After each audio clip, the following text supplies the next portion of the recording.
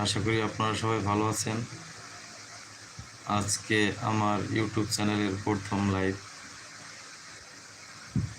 তাই আপনারা সবাই লাইভে জয়েন করেন।